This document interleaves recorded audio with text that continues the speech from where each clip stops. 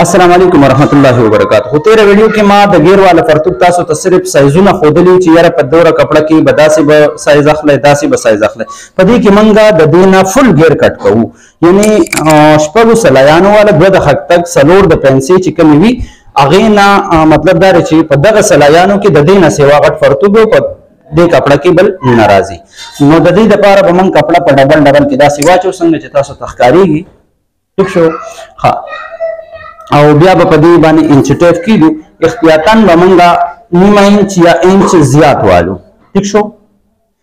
نیمه انچ یا انچ به زیات واخلو ځکه چې غیر والا فرتوک غټ وي بل دا کپڑا خوېږي شانته هم نو په دې وجه باندې مطلب دا چې بیا پکې صفائی مونږ ته کول آسان وي چې ظاهر سره وي. ٹھیک شو؟ دا بمنګا والو 42 انچ کټ کو بمنګا 41 یو سلویخ په کټ کو دا یو انچه ما احتیاطاً سیوا واغستو یو سلویخ چې کټ کو نو دا یو انچه به سلای کې لاړه شي ښکته بره او 2 انچه به په بڑه کې لاړه شي نو تقریبا 38 انچ په من سره تیار فرتوک پاتې شي. ٹھیک شو؟ ها 42 انچ دلته هم ځانته نشانو لګو 42 انچ. ٹھیک شو؟ ها اوس په دا کټ کو کپڑا موږ چیک کړو نو آلریډي پورا دا نو اوس په موږ صرف دا کټ کو.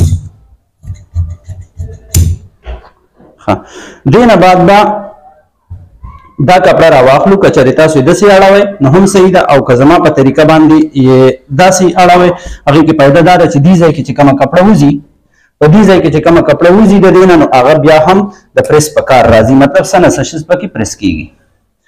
اوس په منګه او دې کې مین پوینټ دا ده چې دا ټیبل تاسو تخکاری چې ورکوټ دی او دا فرتوک ډیر فل سایز دی نو دا په دې باندې کټ کوم چې دا به څنګه کټ کیږي په دې وړو کې ټیبل ویډیو تر اخره پورې وګورئ او لازمي شیر کړئ.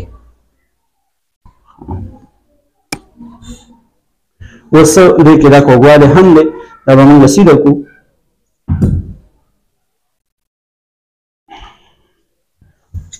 په دې کې تاسو ځان ته لکیره ولګوئ نو خمخه خبره ده. دا کپڑا لگا سخت هم ده هارد ده سخت ده خو خیر زمونږ مقصد دی د کار زده کول چې کوم مرګرو ته پته نه وي. 41 انچ یو 40 انچ کې ما دلته نشان یو دلته نشان. ٹھیک شو؟ د دې پنسه ده 9 انچه. ٹھیک شو؟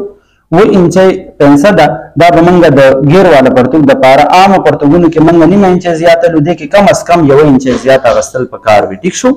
ها دینه بعد به د پنسه پورې دا موږ سره ټیبل وړو کې دینه دا به د سراماته کو د پنسه پورې صرف د پنسه دا نشان چې موږ کم لګول دي پورې به راماته کو او لګ به اوچته کو داسې چې ټیبل موږ ته لګ خالی شي. ٹھیک شو؟